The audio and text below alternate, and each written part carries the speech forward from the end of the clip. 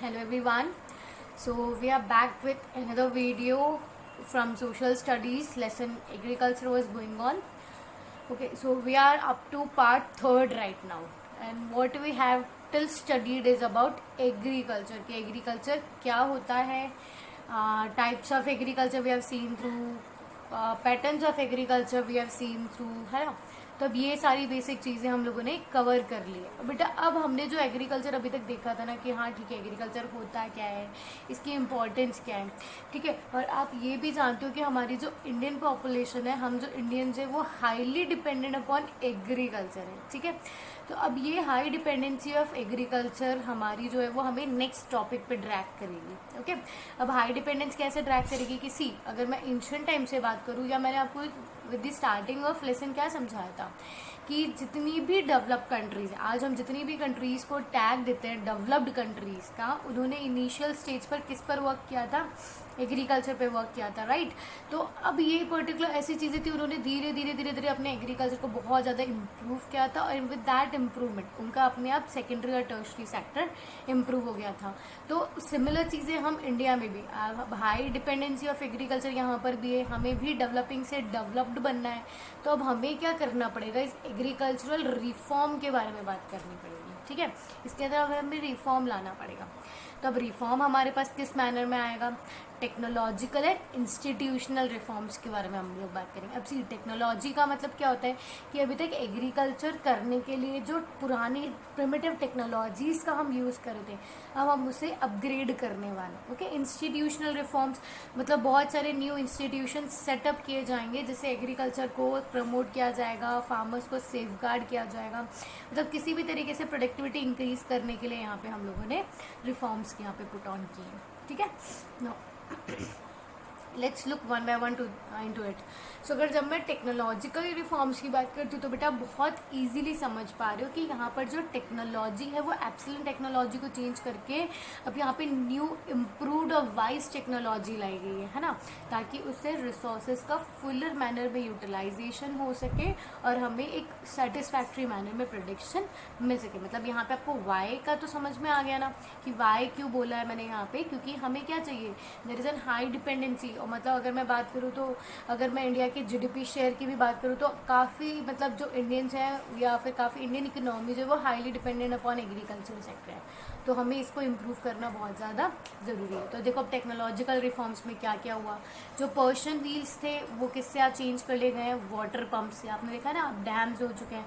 पहले Persian wheel चलता था, उसमें से मतलब पानी like there was a wheel like this, और यहाँ पे उसमें बकेट्स बनी हुई होती थी, ठीक है. मतलब जैसे जैसे मूव करता था वो बकेट्स में पानी आता था और फिर वो लाइक फार्म्स के अंदर फॉरवर्ड कर दिया जाता था. अब बहुत सारे इरीगेशन मेथड्स न्यू डेवलप कर लिए according to the region. Drip irrigation, sprinklers, है ना, कैनाल्स, डैम्स, बहुत सारे अलग अलग ट्यूबवेल्स, बहुत सारे हम लोगों ने इरीगेशन मेथड्स को डेवलप कर लिया है. Plough is change by tiller, replaced by tillers. ऐसे बहुत सारी चीज़ें. यहाँ तो मैंने केवल आपको 2 एग्जांपल्स दिए समझाने के लिए, आप किसी भी चीज़ का यूज़ कर सकते हो. मतलब लाइक बहुत सारी चीज़ें हम लोगों ने यूज़ करी, जैसे नेचुरल मैन्योर पहले यूज़ किया जाता था, फर्टिलाइजर्स आ चुके हैं, फाइन. हम लोगों ने green revolution and white revolution जैसी चीज़ें, green revolution and white revolution भी आप बहुत अच्छे से जानते हो. ऐसे बहुत सारे मतलब रेवोल्यूशन आए, जैसे ब्लू रेवोल्यूशन, पिंक रेवोल्यूशन, अभी रेनबो रेवोल्यूशन के बारे में बात हो रही है ना. So if you want to know about rainbow revolution, write me down in the comment section and then I'll make a next video about that also. Okay, so weather bulletins. अब farmers को अब है ना weather bulletins दे दी जाती है, मतलब weather forecasting जिसे हम कहते हैं कि हाँ ठीक है कमिंग 4 सीजन में हमें इतनी एनुअल रेनफॉल होने वाली है, टेम्परेचर ऐसे रहने वाला है. ये चीज़ अब पहले से ही हम लोग है ना फार्मर्स को अवेयर करवा देते हैं कि कमिंग सीजन में, कमिंग सेशन में इस तरह का सीजन रहने वाला है, then you need to plan accordingly. हम उसके लिए प्री प्लानिंग कर लेते हैं फार्मर्स के बेनिफिट्स के लिए. एग्रीकल्चरल प्रोग्राम्स फॉर फार्मर्स, अलग अलग प्रोग्राम्स बनाए गए हैं. प्रोग्राम्स के अंदर मतलब जहाँ उन्हें अवेयर किया जा सके, जहाँ उन्हें ट्रेन किया जा सके, जहाँ उन्हें प्रॉपर इक्विपमेंट्स सप्लाई करवाए जा सके, ठीक है. Modern methods of farming have been employed. Modern method के अंदर multiple farming, multiple cropping, mixed farming, मतलब भी आप जितने भी बहुत सारे हॉर्टिकल्चर, प्लांटेशन, कमर्शियल, जितने भी हम लोगों ने बहुत सारी ऐसी ऐसी चीज़ें, तो ये नए नए इक्विपमेंट्स को यूज़ किया गया है ताकि हम लोग टेक्नोलॉजिकली रिफॉर्म लेके आए और अभी तक जो हम लोग सेटिस्फैक्ट्री मैनर में आउटपुट प्रोड्यूस नहीं कर पा रहे थे वो भी अब प्रोड्यूस कर. I'm sorry because I have got up early in the morning to make a video for you. So extremely sorry. So next week go here is with institutional reforms. Okay. So what we first have is collectivization, consolidation of holdings, corporation and abolition of zamindari. See, it is very important. इस इन topics में इन words को बहुत से समझो क्योंकि कितनी बार ना एक डायरेक्ट क्वेश्चन आ जाता है वन वर्ड का इन्हीं में से. Okay. Technological and institutional reform भी मैंने 3 मार्क के क्वेश्चन में आपको बहुत बार देखने को मिलेगा. बहुत यूजुअल क्वेश्चन पूछा जाता है. अगर मैं कलेक्टिविटाइजेशन की बात करूँ तो बेटा याद करो जो हम लोगों ने 9th स्टैंडर्ड का एक लेसन पढ़ा था पालमपुर वाला, याद है? तो उसके अंदर हम लोगों ने एक टॉपिक की बात की थी कि दैट लैंड इज लिमिटेड. और फिर लैंड के बाद में क्या हो रहा था कि जैसे जैसे जो लैंड थी वो मतलब लाइक फादर से सन को जैसे पास ऑन की जा रही थी तो जो लैंड थी वो और काफ़ी ज़्यादा फ्रेगमेंटेड होती जा रही थी. ठीक है, मतलब उसका जो मैं बात करूँ कि एरिया वाइज जो पर पर्सन को जो लैंड मिल रही थी वो काफ़ी छोटी और काफ़ी फ्रेगमेंटेड होना स्टार्ट हो गया था. ठीक है, अब उस फ्रेगमेंटेशन की वजह से क्या होता है कि आउटपुट बहुत कम मिलता है. मानो कि अगर फॉर एग्जांपल मुझे, आप कैसे समझोगे इस चीज़ को, देखो आई नीड अ पेन.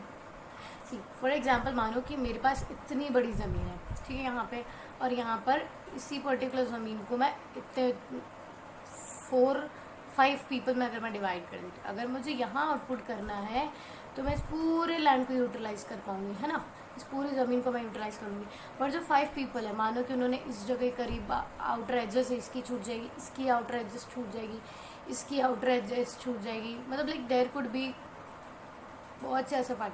मतलब आप ये चीज़ समझो कि जो अगर हम लैंड को फ्रेगमेंटेड कर देते तो कुछ पार्ट उसका हमेशा क्या हो जाता है, वेस्टेड हो जाता है. अब जैसे आप इसी चीज़ से समझ लोगे ना, वेस्ट लैंड्स भी बता देती हूँ कि अगर आप फार्मिंग करते हो तो ये इन द फॉर्म ऑफ जैसे मानो कि बॉर्डर ही रह गया, ठीक है, यहाँ तो केवल इतनी पार्ट, यहाँ इतना पार्ट वेस्ट होने वाला है. ठीक है, समवट तो दिख रहा है ना, यहाँ वेस्ट ज़्यादा हुआ है लैंड का.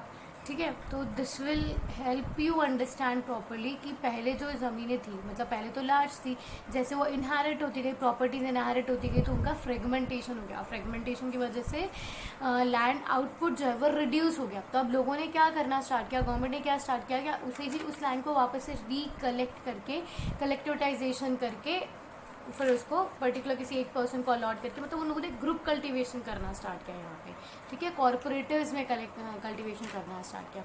सी कंसोलिडेशन ऑफ होल्डिंग्स, ये भी मैं समझा चुकी थी. कंसोलिडेशन ऑफ होल्डिंग्स में आप एक और चीज़ समझोगे कि मतलब अभी तक जो फ्रेगमेंटेड लैंड्स थी वो गवर्नमेंट ने ऑक्यूपाई करी, फिर उसको ग्रुप कल्टिवेशन वगैरह में इन्वॉल्व किया, कॉर्पोरेटिव्स में इन्वॉल्व किया, लार्ज कल्टिवेशन में कन्वर्ट कर दिया उनको. ठीक है, कंसोलिडेशन में आप ये भी समझ सकते हो कि जिनके पास बहुत ज़्यादा लार्ज अमाउंट में ज़मीनें थी, जैसे ज़मींदार थे, ठीक है, तो अब उनके पास लार्ज ज़मीनें थी और वो क्या करवा रहे थे, लैंडलेस लेबर से एम्प्लॉय उनको दे रहे थे. मतलब किसी एक पर्सन के पास तो ऐसा है कि बहुत ज़्यादा सरप्लस है और किसी एक पर्सन के पास ऐसा है कि वो अपनी नीड्स के लिए भी उसे फुलफिलमेंट नहीं हो रहा उस पर्टिकुलर पीस ऑफ लैंड से.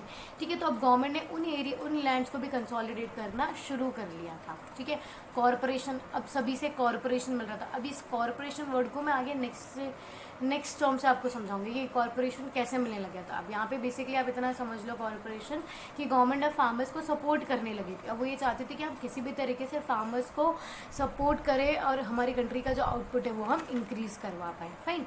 अबॉलिशन ऑफ ज़मींदारी भी आप समझ लो, ब्रिटिश टाइम से काफ़ी रिवॉल्ट हो रहे थे इस चीज़ पर जब हम लोगों ने इंडिपेंडेंस के लिए वॉर लड़ने लगे थे कि ज़मींदार जो थे वो काफ़ी ज़्यादा हाई टैक्स और मतलब बैगर वगैरह करवाया करते थे लोगों से, तो लोगों ने अब उसके अगेंस्ट रिवॉल्ट करना स्टार्ट कर दिया. ठीक है, फिर उसके बाद में जो हमारे लैंड रिफॉर्म्स, अब आपको पता है ये चीज़ भी आपको अच्छे से समझने की ज़रूरत है कि जैसे जैसे एग्रीकल्चर को अगर आप एनहांस करने की कोशिश करोगे तो जो सॉइल है, जो लैंड है, वो अपनी फर्टिलिटी भी रिड्यूस करता जाएगा. ठीक है, तो बहुत सी ऐसी पॉलिसीज़ भी अडॉप्ट की गई थी फर्स्ट 5 ईयर प्लान से. स्टार्टिंग में जब हमारे 5 ईयर प्लान आने लगे थे, ठीक है, तो फर्स्ट 5 ईयर प्लान जो आया था उसका तो मेन फोकस था लैंड रिफॉर्म करना. ओके, अब लैंड रिफॉर्म इन्होंने करना स्टार्ट कर दिया था. लैंड रिफॉर्म्स के अंदर इन्होंने लैंड की क्वालिटी को तो इंक्रीज़ करना ही चाहा था। उसके बाद में जो बहुत सी ऐसे जो वेस्ट और फेलो लैंड्स पड़ी हुई थी ना, उनको कल्टिवेटेड लैंड में कन्वर्ट करने की कोशिश भी की थी। ओके, मैंने आपको पहले ही फेलो लैंड और वेस्ट लैंड वगैरह इनके बारे में डिफरेंसेस समझा चुकी हूँ मैं, ठीक है ना। क्रॉप इंश्योरेंस अगेंस्ट ड्रॉट, मतलब फार्मर को हर तरीके से सेफ्टी इन लोगों ने प्रोवाइड की थी कि ठीक है, तुम्हें अगर किसी भी तरह का लॉस होता है तो उसके बदले में हम तुम्हें इंश्योरेंस प्रोवाइड करेंगे। सी क्रॉप को किसी भी प्रॉब्लम से, किसी भी वजह से उसको नुकसान हो सकता है। जैसे अगर अभी आपने रिसेंटली सुना होगा तो अभी आपने तूफान वगैरह ये सारी चीज़ें देखी होगी, है ना। बहुत सी बार तो अभी ऐसी सिचुएशन भी आ गई कि कोरोना की वजह से जो फार्मर्स हैं वो अपनी हार्वेस्ट को ही कट डाउन नहीं कर पाए, या फिर अगर अभी आपने वो पाकिस्तान का टिड्डी वाला बहुत ज़्यादा सुना होगा कि उन ग्रास हॉपर्स की वजह से, उन इंसेक्ट्स की वजह से जो फार्म्स थे वो ऐसे कैसे खाली हो गए, उन्हें बिना हार्वेस्ट करे भी उन इंसेक्ट्स ने उसको फार्म को कम्प्लीटली डिस्ट्रॉय कर दिया, ठीक है। तो ये कुछ ऐसे इंसिडेंट्स होते हैं जिनके अगेंस्ट क्रॉप इंश्योरेंस दिया जाता है फार्मर्स को, ठीक है, ताकि वो लॉस को बियर कर सके और next time farming cultivation continue कर सके। इस्टेब्लिशमेंट ऑफ ग्रामीण बैंक, सी हम लोगों ने ना 9th स्टैंडर्ड में भी पढ़ा था, और ये वापस से अभी 10th में भी पॉलिटिकल में भी एक चैप्टर आएगा मनी एंड क्रेडिट, तब भी आप बहुत तरीके से समझोगे इस चीज़ को कि इसी अब इस्टेब्लिशमेंट ऑफ ग्रामीण बैंक क्यों किया जाता है ना। अब ग्रामीण बैंक जो थे वो विलेजर्स के लिए, फार्मर्स के लिए स्पेशली सेटअप किए गए थे। कॉरपोरेटिव बैंक्स वहाँ पे सेटअप किए गए थे ताकि इन लोगों को ईजी टर्म्स में लोन दिया जाए। तो आप बोल सकते हो कि वो तो मैम ये लोग बैंक से भी ले सकते हैं, तो ये अलग से कॉर्पोरेटिव बैंक्स क्यों इनके लिए सेटअप किए गए किसी बेटा। अब क्या होता है ना, ऐसे सिचुएशन होती है कि ना अगर आप बैंक में जाते हो तो इन पुअर फार्मर्स को बहुत ज़्यादा पेपर वर्क करना पड़ता है, ठीक है। अब इस पेपर वर्क की वजह से बहुत सी बार ऐसे मतलब ना तो ये लोग ज़्यादा पढ़े लिखे होते हैं, ना इनके पास कोई कोलैटरल सिक्योरिटी होती है, तो जिसकी वजह से क्या होता है ना कि ये लोग जनरली बैंक्स में जाने में हेजिटेट करते हैं। ओके, तो वहाँ पे अब जब इनको लोन की रिक्वायरमेंट होती है तो उस टाइम पे फिर इनको लोन देने में कौन सपोर्ट करता है, ग्रामीण banks and corporative banks. Okay, तो ये आपको एक बहुत इंपॉर्टेंट क्वेश्चन है जो आपको 10th क्लास में अदर चैप्टर्स में भी आपको पढ़ने को मिलेगा कि कोलेट्रल क्या होती है। कोलेट्रल जिस चीज़ को हम गिरवी रखते हैं, that is collateral for the form of security, है ना। तो पेपर वर्क होता है, काफ़ी टर्म्स ऑफ क्रेडिट्स होती है, वो ये लोग फुलफिल नहीं कर पाते और इसीलिए ये लोग बैंक जाने में हेजिटेट करते हैं। तो उस हेजिटेशन के अगेंस्ट इन लोगों को एक एड प्रोवाइड करवाया गया है इन द फॉर्म ऑफ ग्रामीण cooperatives. Okay, beneficiary schemes for farmers like Kisan credit card and personal accident insurance scheme, नाम से समझ आ रहा होगा ना, किसान क्रेडिट कार्ड की किसानों को लोन दिया जाता है, ठीक है, ताकि उन्हें मतलब इन द फॉर्म ऑफ उन्हें बहुत सी बार मशीनरीज दी जाती है, उन्हें बहुत सी बार सीड्स दिया जाता है, ठीक है, ताकि वो फार्मिंग कर सके। And personal accident insurance scheme की अगर मानो कि आपको कुछ हो जाता है तो उसके बदले भी आपको रीपेमेंट मिलेगा, मतलब like there is always a drag और always an upliftment given to them, ताकि वो एनकरेज हो और किसी भी मैनर में जो बोलते हैं ना कि फार्मिंग को एक up to the satisfactory manner में करने की कोशिश करें। Okay, now last topic from this video we are having is Bhoodan and Gramdan movement. Okay, it is a very important question और यहाँ से भी डायरेक्ट क्वेश्चन आते हैं specially NTSC and one word questions के लिए। ओके, तो भूदान and Gramdan movement क्या था बेटा, सी अब ये बहुत इजीली समझने की जैसी चीज़ है। भूदान, भू मतलब आप समझते हो ज़मीन, लैंड, एंड दान मतलब also you know giving up. Okay, तो यहाँ पे लैंड्स जो थी वो अब गिव अप की जा रही थी। Gramdan, gram is again known as it's a village, ग्राम का मतलब होता है विलेज, ठीक है, तो gram panchayat and all we are studied right. तो ग्रामदान वापस अब विलेजेस का भी दान, ये मूवमेंट स्टार्ट हो गया था कि अब लोग जो थे वो ज़मीनें विलेजेस तक दान करने लगे थे। अब ये क्या हुआ था, कैसे हुआ था, ये समझो। सी विनोबा भवे, अब इनके बारे में आपने बहुत सुना होगा, ये बहुत आपके NCERTs में भी आया होगा, ठीक है। अब इनके बारे में मैं आपको बता देती हूँ कि अब ये जो थे ना वो spiritual higher and social reformer थे। सी सोशल रिफॉर्मर और स्पिरिचुअल हायर का मतलब समझो पहले तो आप लोग।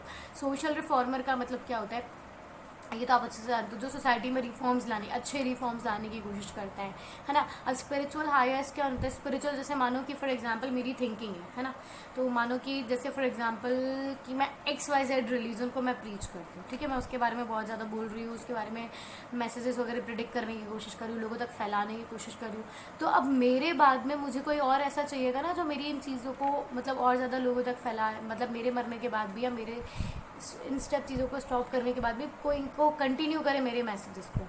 तो वही थे, Vinoba Bhave was a spiritual higher. Mahatma Gandhi के बिलीव्स को, थॉट्स को वो ट्रस्ट करते थे, और महात्मा गांधी के बाद में वो उनके स्पिरिचुअल हायर बन गए, और उनकी सारी फिलोसफीज, थिंकिंग्स को फिर वो प्रीच किया करते थे। You clear with this? Fine, ठीक है। अब idea of Gram Swaraj and padyatra, ठीक है। अब ये क्या चीज़ है? अब इन्हें लगता था कि ग्राम स्वराज मतलब इन्हें लगता था कि अब जो विलेजेस हैं उन्हें इंडिपेंडेंट करवाया जाए। सी, अब यही चीज़ अभी पर्टिकुलर नरेंद्र मोदी जी के, आपने अभी सुना होगा आत्मनिर्भर करके, है ना, आत्मनिर्भर भारत वगैरह ऐसा वो स्कीम में चल रहे हैं। तो ये सेम चीज़ है ग्राम स्वराज। आत्मनिर्भर के अंदर क्या बात की जाती है कि जो यहाँ पे हर कोई पर्सन हो वो इंडिपेंडेंट हो, और वो अपना काम मतलब लाइक उसको किसी और पे, किसी और स्पेक्ट्स पे, किसी और प्रोस्पेक्टस पे ज़्यादा डिपेंडेंट होने की ज़रूरत ना पड़े। तो सेम चीज़ वो था, विनोबा भावे का मानना था, ठीक है। उन्हें लगता था कि अगर आपको कंट्री को डेवलप करना है, कंट्री में इंडिपेंडेंस लाना है, तो आप पहले यहाँ पे विलेजेस से स्टार्ट करो, ठीक है। पहले उन लोगों को आप इंडिपेंडेंट बनाओ, ओके। तो जैसे ही अगर ग्राम स्वराज आ जाएगा, ग्रामों में, विलेजेस में इंडिपेंडेंट आ जाएगा, तो अपने आप जो इसकी हायर बॉडीज़ हैं वो भी धीरे धीरे अपने आप क्या होती जाएगी, इंडिपेंडेंट होती जाएगी, ओके। तो इसके लिए उन्होंने क्या करना शुरू किया, पद यात्राएं निकालनी शुरू करी। पद यात्रा में वो जाते थे, विलेज टू विलेज मूव करते थे, वहाँ लोगों को स्पीचेस के थ्रू, मीटिंग्स के थ्रू वो समझाया करते थे about the believes and about the views, okay. So now next what we have is an incident of Pochampally, ठीक है। I think I am pronouncing it correct, Pochampally, okay. तो अभी ये कहाँ पे है? ये आंध्र प्रदेश में। अब यहाँ पे क्या होता है ना, किसी यू नीड टू अंडरस्टैंड कि यहाँ पर ना एक विनोबा भावे जाता है, ठीक है, और ये लोग मीटिंग ले रहे होते हैं, और मीटिंग में ये लोग डिसाइड करते हैं कि ना अब हमें विलेजेस को इंडिपेंडेंट, उनका स्वराज लाने की ज़रूरत है, उन्हें इंडिपेंडेंट बनाने की ज़रूरत है, लाइक सेल्फ आत्मनिर्भर बनाने की ज़रूरत है, ओके।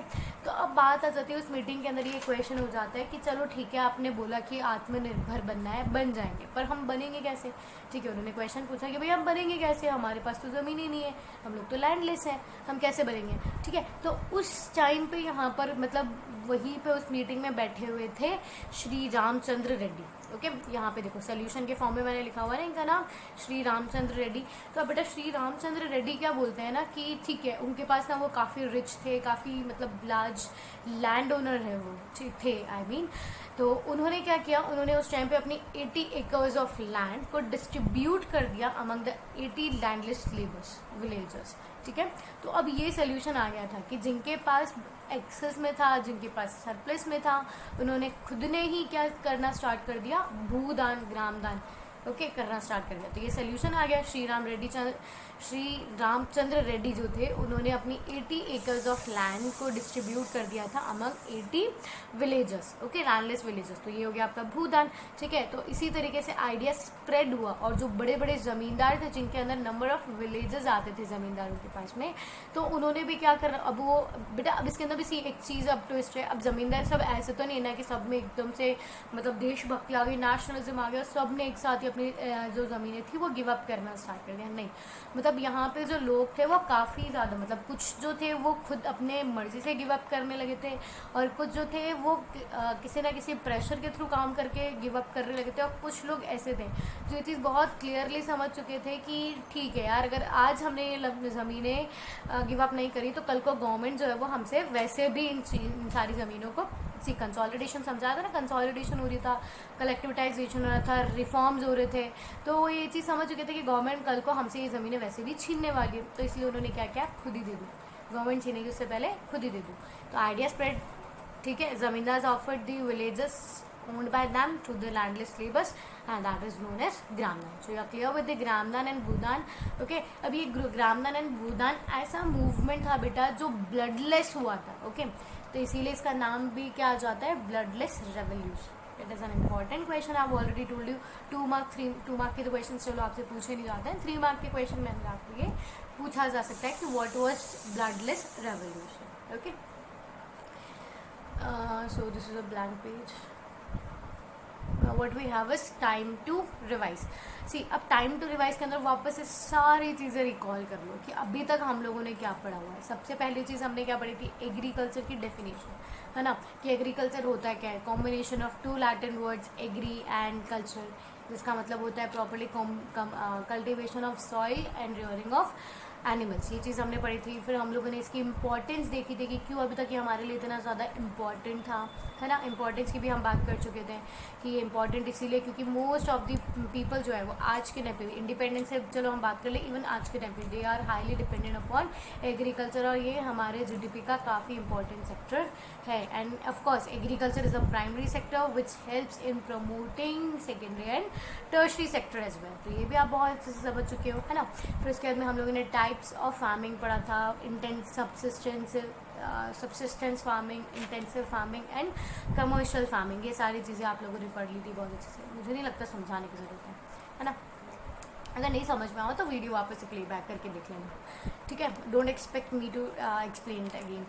फिर उसके बाद में हम लोगों ने क्रॉपिंग पैटर्न्स समझे थे। फिर क्रॉपिंग पैटर्न्स भी आप लोग बहुत अच्छे से डिस्कस कर चुके थे, हम लोग बहुत अच्छे से समझ आ चुका था, आई होप बहुत अच्छे से समझ आ चुका था, है ना। फिर उसके बाद में हम लोगों ने अब एग्रीकल्चर कितना ज़्यादा इंपॉर्टेंट है, कितना ज़्यादा हाई डिपेंडेंट सेक्टर है, इसीलिए यहाँ पे टेक्नोलॉजिकल और इंस्टीट्यूशनल रिफॉर्म्स चाहिए। और इसी टेक्नोलॉजिकल और इंस्टीट्यूशनल रिफॉर्म्स के लिए कॉरपोरेशन जो मिला था, मैंने बताया था ना आपको कि मैं एक टर्म कॉरपोरेशन आगे समझाने वाली हूँ। तो वो टर्म कॉरपोरेशन हम लोगों ने कैसे देखा, भूदान और ग्रामदान के फॉर्म में जो लोग थे उन्होंने भी खुद ने कॉरपोरेशन करना स्टार्ट कर दिया था। अब जो फार्मर्स थे, पुअरर्स थे, उन्हें लैंडलेस थे, उन्हें सोसाइटी से कॉरपोरेशन मिलने लगा था, गवर्नमेंट से कॉरपोरेशन मिलने लगा था। फाइन। अब बेटा लास्ट वीडियो, एक सिंगल वीडियो इस लेसन की बाकी है, ठीक है। उसके अंदर हम थोड़ा सम अप कर देंगे इस लेसन को, उसके अंदर थोड़ा ग्रीन रेवोल्यूशन वगैरह हम और ज़्यादा डिटेल से पढ़ेंगे। फूड सिक्योरिटी, 2 टॉपिक्स और रिमेनिंग है अब हमारे, food security and green revolution. Okay, that will catch up in next video. Thank you.